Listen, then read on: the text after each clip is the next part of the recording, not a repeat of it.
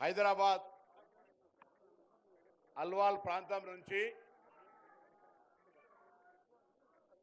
కరీంనగర్, మెదక్, ఆదిలాబాద్ జిల్లా పోయేటువంటి అనేక లక్షల మంది ప్రయాణికులకు వాహనాలకు సౌకర్యంగా ఉండాలనేటువంటి ఒక ఆ ప్రాంత ప్రజలందరి చిరకాల వాంఛకు అనుగుణంగా గౌరవ ముఖ్యమంత్రి గారు రేవంత్ రెడ్డి గారు ఈరోజు ఈ ప్రాంత ప్రయాణికులందరూ కూడా వాళ్ళ గమ్యస్థానం నుంచి హైదరాబాద్ చేరడం ఒక ఎత్తు అయితే ఇక్కడ నుంచి సిటీలో పోవడానికి అంతే సమయం పట్టేటువంటి పరిస్థితులల్లో ఈరోజు ఈ ప్రాంత ప్రజలందరి చిరకాల వాంఛకు ఫౌండేషన్ వేసిన ముఖ్యమంత్రి గారికి గట్టిగా ఒకసారి చప్పట్లతో ధన్యవాదాలు తెలియాల్సిందే సందర్భంగా కోరుతా ఉన్నాను. అందుకు సహకరించినటువంటి కోమటిరెడ్డి వెంకటరెడ్డి గారికి, ఆర్ఎన్బి, హెచ్ఎండిఏ, జిహెచ్ఎంసి అందరు అధికారులందరికీ కూడా పేరు పేరున ధన్యవాదాలు, అభినందనలు తెలియజేస్తూ మరి ఈ కార్యక్రమంలో అనేక మంది ముఖ్యులందరూ కూడా పెద్దలు వచ్చినారు. వారందరికీ స్వాగతం చెప్తూ ఈ రోడ్డు 30-40 సంవత్సరాల నుంచి మిలిటరీ కంటోన్మెంట్కు ప్రభుత్వానికి మధ్య నలుగుతూ ఉండేటువంటి రోడ్డు ఇది. తెలంగాణ వచ్చిన తర్వాతనైనా ఈ రోడ్డు ఏర్పడుతుంది అనుకుంటే ఈ రోడ్డు ఎక్కడేసిన గొంగలు అక్కడనే ఉంటే మీరు ముఖ్యమంత్రి అయిన 100 రోజుల్లో ఈ ప్రాంత ప్రజల ఆకాంక్షలకు అనుగుణంగా అనుమతి పొంది దీని యొక్క మంజూరు తీసుకున్న సందర్భంగా ఆ ప్రాంత పౌరుడిగా, ప్రజాప్రతినిధిగా, రాష్ట్ర మంత్రిగా మీకు ధన్యవాదాలు తెలియజేస్తా ఉన్నాను. ముఖ్యమంత్రి గారు తప్పకుండా ఈ రోడ్డు సౌకర్యంతో ప్రయాణం చెప్తే కరీంనగర్ నుంచి ఇక్కడికి రావడానికి ఎంత టైం పడుతుందో ఇక్కడి నుంచి సిటీలో పోవడానికి కూడా అంతే టైం పట్టేది. దాన్ని ఆ అవకాశం అటువంటి యొక్క సమస్యను తప్పించినందుకు మీరు మరొక్కసారి ధన్యవాదాలు చెప్తూ గౌరవ ముఖ్యమంత్రి గారు ప్రసంగించాల్సిన విజ్ఞప్తి చేస్తా ఉన్నాను.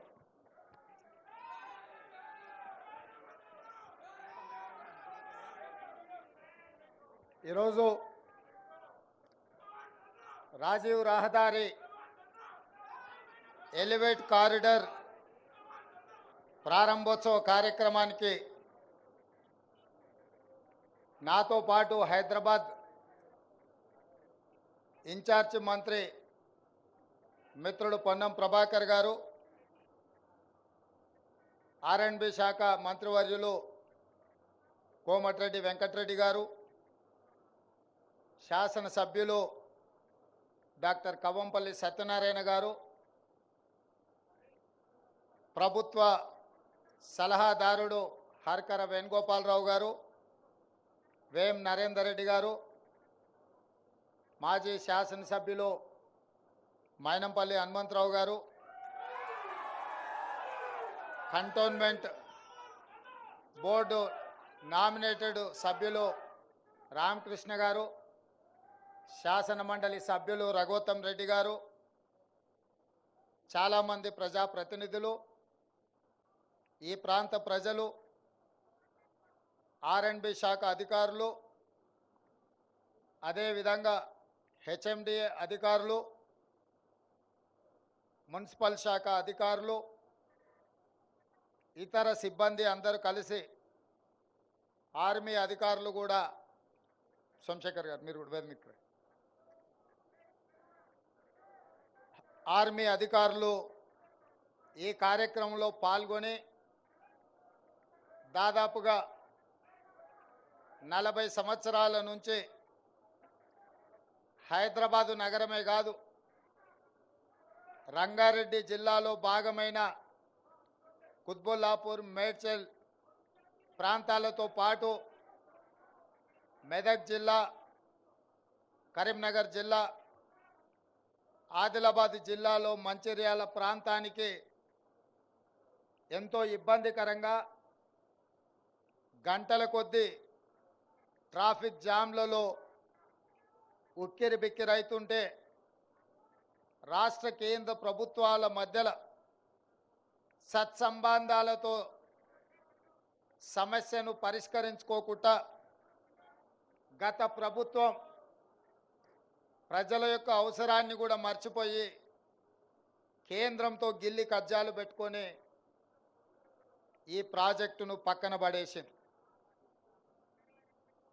మేము అధికారం చేపట్టిన ఎంబడే మా అధికారులతో మాట్లాడి, ఎందుకు అంటే గతంలో ఈ ప్రాంత పార్లమెంట్ సభ్యుడిగా ఎన్నోసార్లు నేను కేంద్ర ప్రభుత్వానికి ఈ విషయాన్ని తెలపరచడం జరిగింది. రక్షణ శాఖ మంత్రి గారితో కూడా నేను మాట్లాడడం జరిగింది.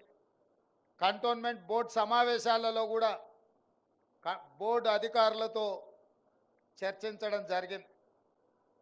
అదేవిధంగా డిఫెన్స్ కమిటీ మెంబర్గా ఆ సమావేశాలలో కూడా ఈ అంశాలను ప్రస్తావించినప్పుడు కేంద్ర ప్రభుత్వానికి రక్షణ శాఖకు సంబంధించిన అధికారులు గత మీ రాష్ట్ర ప్రభుత్వం యొక్క వైఖరి సరైన విధంగా లేక కేంద్ర ప్రభుత్వంతో సరైన సంప్రదింపులు జరపకపోవడం వల్ల ఈ సమస్య పరిష్కారం కావడం లేదని నా దృష్టికి తెచ్చింది.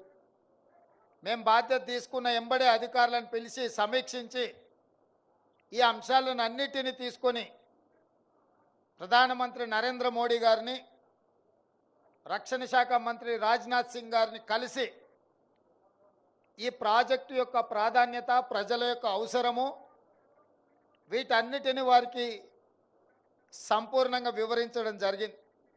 ఆ సందర్భంగా వారు రాష్ట్ర ప్రభుత్వం కూడా కొన్ని, కేంద్ర ప్రభుత్వం ముఖ్యంగా రక్షణ శాఖ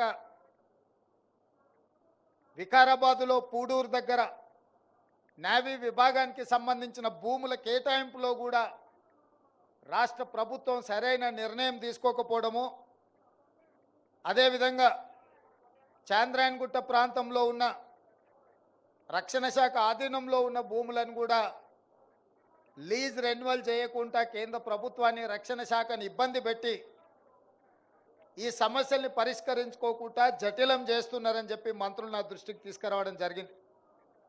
ఆర్థిక శాఖ మంత్రి నిర్మలా సీతారామన్ గారిని కూడా మేము కలిసినప్పుడు వారు గతంలో డిఫెన్స్ మినిస్టర్గా ఉన్నప్పుడే కంటోన్మెంట్ బోర్డు ప్రాంతంలో రోడ్లను ఆర్మీ అధికారులు మూసేస్తే కూడా వారు ప్రజల అవసరానికి ఆ రోజు రోడ్లను తెరిపించినప్పుడు కూడా ఈ అంశాలను రాష్ట్ర ప్రభుత్వం దృష్టికి తీసుకొస్తే రాష్ట్ర ప్రభుత్వం స్పందించకపోవడం వల్ల ఈ సమస్యలన్నీ కూడా దీర్ఘకాలికంగా వాయిదా పడుతూ వస్తున్నాయని చెప్పి వారు నా దృష్టికి తీసుకురావడం జరిగింది. ప్రధానమంత్రి, రక్షణ శాఖ మంత్రి, అదేవిధంగా ఆర్థిక మంత్రి నిర్మలా సీతారామన్ గారితో కలిసి మాట్లాడిన తర్వాత ఈ పనుల సాధనలో రాష్ట్ర ప్రభుత్వ వైఫల్యం గతంలో కొట్టొచ్చినట్టుగా నా దృష్టికి వచ్చింది. అందుకే అధికారులను పిలిచి సమీక్షించి తక్షణమే కేంద్ర ప్రభుత్వం, రక్షణ శాఖకు సంబంధించిన తెలంగాణ రాష్ట్ర ప్రభుత్వం తీసుకోవాల్సిన నిర్ణయాలు ఒక అడుగు ముందుకు వేసి పూడూరులో 2900 ఎకరాల భూమిని తక్షణమే నేవీ అధికారులకు అప్పజెప్పడం జరిగింది. అదేవిధంగా ఇమరత్ భూములను కూడా దాదాపుగా 2400 ఎకరాల భూములను కేంద్ర ప్రభుత్వానికి అప్పజెప్పి, రక్షణ శాఖ అంటే దేశ భద్రతకు సంబంధించింది, రాజకీయాలకు తావు ఉండకూడదు, రాష్ట్ర కేంద్ర ప్రభుత్వాలు ఘర్షణాత్మకమైన వైఖరి అవలంబిస్తే చివరగా ప్రజలే నష్టపోతారు అని చెప్పి కేంద్ర ప్రభుత్వానికి సహకరించి దేశ రక్షణలో తెలంగాణ రాష్ట్ర ప్రభుత్వం ఎలాంటి రాజకీయాలకు తావు ఇవ్వదు అని చెప్పి మా ప్రభుత్వం నిర్ణయం తీసుకొని ఆ భూములను అప్పజెప్పడం జరిగింది.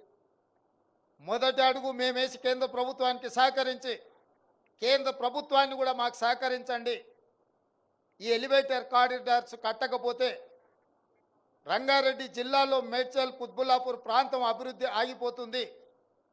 ఈరోజు హైటెక్ సిటీ ప్రాంతంలోనో, అంతర్జాతీయ ఎయిర్పోర్ట్ ప్రాంతంలోనో ఐటీ కంపెనీలు రావడం, అక్కడ భూముల విలువలు పెరగడం, అక్కడ భూముల విలువ 100 కోట్లకు చేరడం మనం కళ్ళతో చూసినాం. ఇవాళ మేడ్చల్ ప్రాంతం కూడా అభివృద్ధి చెందాలి అని అంటే ఈ ఎలివేట్ కారిడార్ పూర్తి కావాలి. తద్వారా ఆ ప్రాంతంలో కూడా అభివృద్ధి వస్తుంది, ఐటీ కంపెనీలు వస్తున్నాయి, భవిష్యత్తులో ఫార్మా కంపెనీలు కూడా పెట్టుబడులు పెట్టడానికి వస్తాయని ఆలోచనతోటి కేంద్ర ప్రభుత్వాన్ని సంప్రదించి ఈ భూముల సేకరణ కోసం వారికి విజ్ఞప్తి చేస్తే కేంద్ర ప్రభుత్వం కూడా తెలంగాణ రాష్ట్ర ప్రభుత్వానికి సహకరించడానికి ముందుకొచ్చి ఈ భూములను మనకు అప్పజెప్పడం జరిగింది. కేంద్ర ప్రభుత్వానికి తెలంగాణ రాష్ట్ర ప్రభుత్వం తరఫున ధన్యవాదాలు, కృతజ్ఞతలు నేను తెలియజేస్తున్నా. నాకు స్పష్టమైన వైఖరి మా ప్రభుత్వానికి ఉన్నది. అభివృద్ధికి సంబంధించి, ప్రజా ప్రయోజనాలకు సంబంధించి ఎలాంటి భేషజాలకు తావు లేకుండా కేంద్ర ప్రభుత్వం సహకారం తీసుకొని ఎవరు ప్రధానమంత్రిగా ఉన్నా, ఎవరు రక్షణ శాఖ మంత్రిగా ఉన్నా, ఎవరు ఆర్థిక శాఖ మంత్రిగా ఉన్నా రాష్ట్ర ప్రయోజనాల కోసం వాళ్ళని కలిసి సంప్రదించి మన విజ్ఞప్తులు వారికి చేరవేసి ప్రభుత్వ సహకారం తీసుకుంటాము.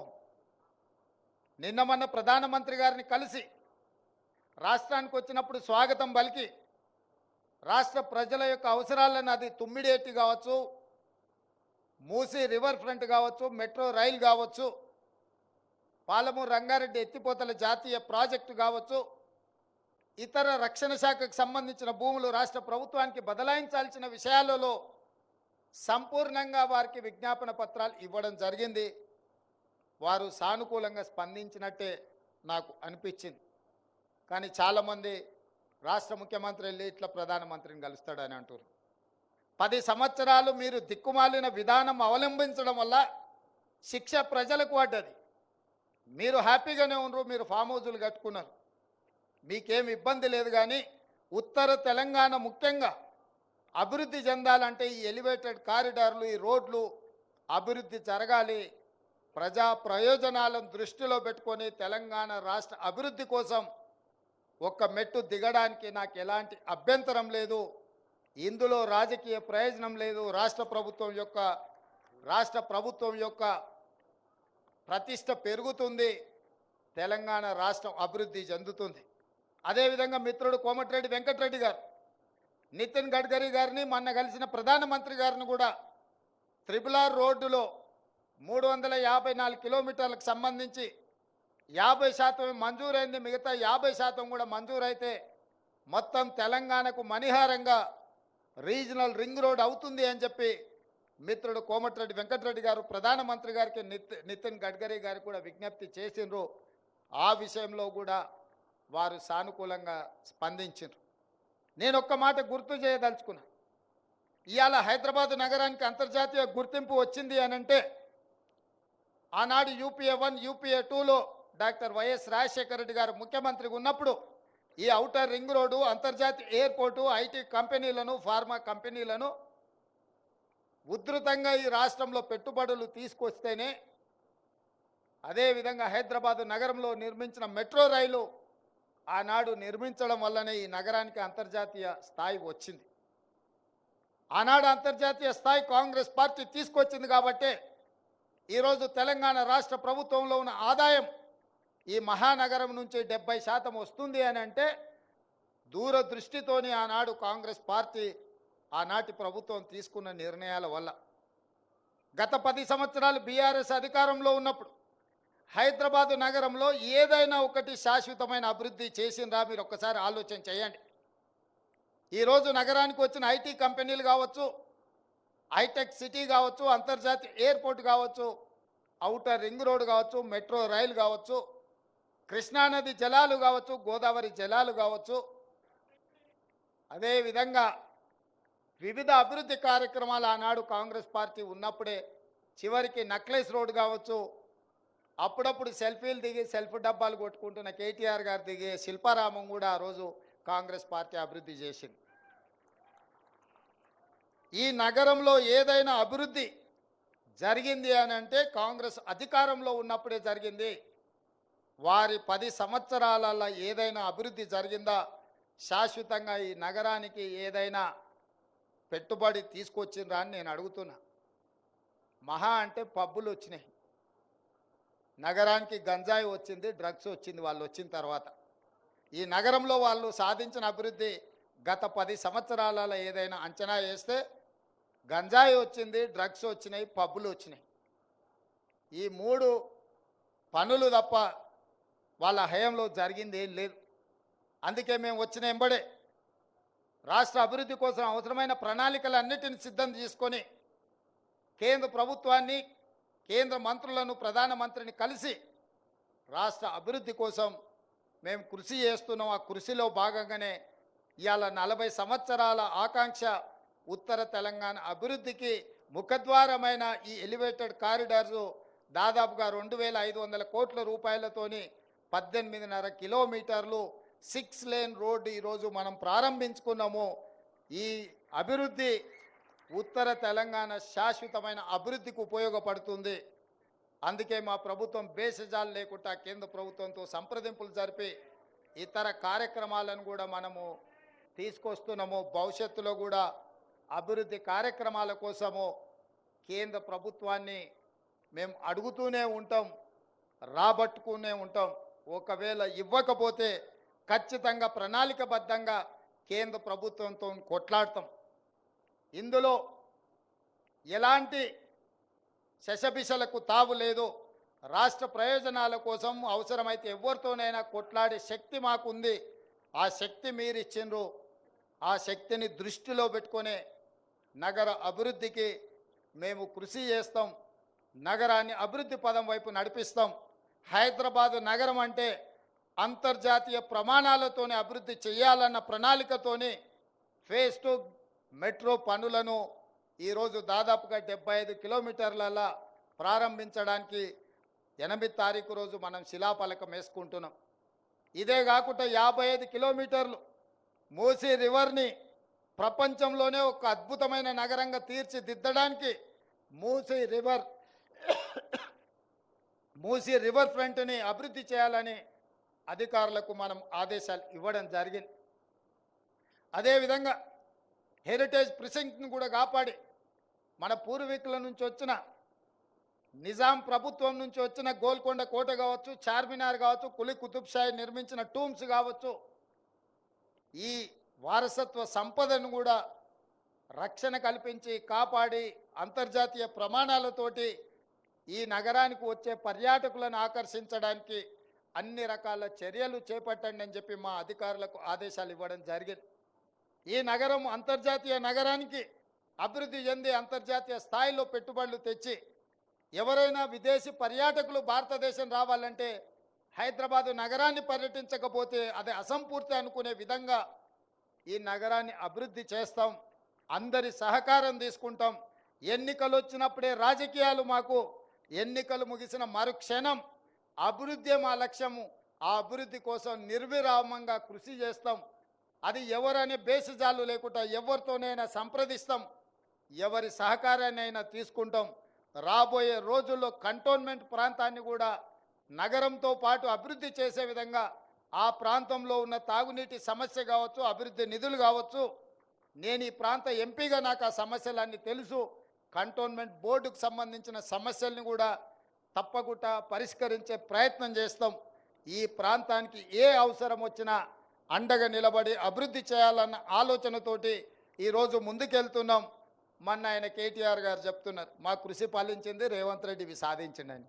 తెచ్చింది నేనైతే నీదేందా మధ్యలో అంటే వాళ్ళు 10 సంవత్సరాలు మేము చేయలేకపోయినాం, కొత్త ప్రభుత్వం వచ్చింది చేసిందని అభినందిస్తే బాగుంటుంది. మా పోరాటం ఫలించిందంటే ఏం పోరాటం నీ పోరాటం? ట్విట్టర్లలో దిక్కుమాలిన పోస్టులు పెట్టుడే నీ పోరాటమా? ఇంకా కొన్ని కార్యక్రమాలు పెండింగ్ ఉన్న కేంద్రం నుంచి ఇంకా కొన్ని తెచ్చుకోవాల్సిన అవసరం ఉన్నది. మూసీ రివర్ ఫ్రంట్ అభివృద్ధి కోసం మెట్రోకు నిధులు రాలే. మిత్రుడు కేటీఆర్కు నేను సూచన చేస్తున్నా, హైదరాబాదు నగర అభివృద్ధి కోసం ధర్నా చౌక్లో ఇందిరా పార్క్ దగ్గర మీరు ఆమరణ నిరాహార దీక్ష చేయండి, మేము సంపూర్ణంగా సహకరిస్తాం. గతంలో కేసీఆర్ గారు చెప్పారు ఒక మాట, కేసీఆర్ జచ్చుడో తెలంగాణ వచ్చుడో అని. ఇప్పుడు కేటీఆర్ గారు కూడా ఆ స్ఫూర్తిని తీసుకొని కేటీఆర్ జచ్చుడో నగరానికి నిధులు వచ్చుడో రెండిట్లలో ఏదో ఒకటి తేలే విధంగా కార్యక్రమాన్ని తీసుకోవాల్సిందిగా ఆయన దీక్ష కూర్చుంటే మా కార్యకర్తలే కంచేసి కాపాడుతారు. దానికి మా మైనంపల్లి హనుమంతరావు గారిని పూర్తి బాధ్యత. ఎందుకంటే పోలీసులు గిన మళ్ళీ ఆయనను అర్ధరాత్రి పూట దవాఖానకు తరలించకుండా మా హనుమంతన్నకు ఆ బాధ్యత అప్పచెప్తా, వారు చూసుకుంటారు. నిధులు సాధించుడో లేకపోతే వాళ్ళ స్లోగన్ నిజమవుడో ఏదో ఒకటి జరిగే విధంగా ముందుకు వెళ్ళాల్సిందిగా కోరుకుంటూ ఇక్కడికి విచ్చేసిన అందరికీ, ముఖ్యంగా అధికారులకు, ఇందులో అధికారుల కృషి చాలా ఉంది. అధికారులందరిని కూడా నేను అభినందిస్తున్నా. అంతే వేగంగా ఢిల్లీ నుంచి అనుమతులు సాధించడం ఎంత కీలకమో ఈ 18.5 కిలోమీటర్ల ఎలివేటెడ్ కారిడార్ను నిర్మించడం కూడా అంతే వేగంగా చెయ్యాలి అని చెప్పి మా అధికారులకు సూచన చేస్తూ మీ అందరి దగ్గర సెలవు తీసుకుంటున్న మిత్రులారా.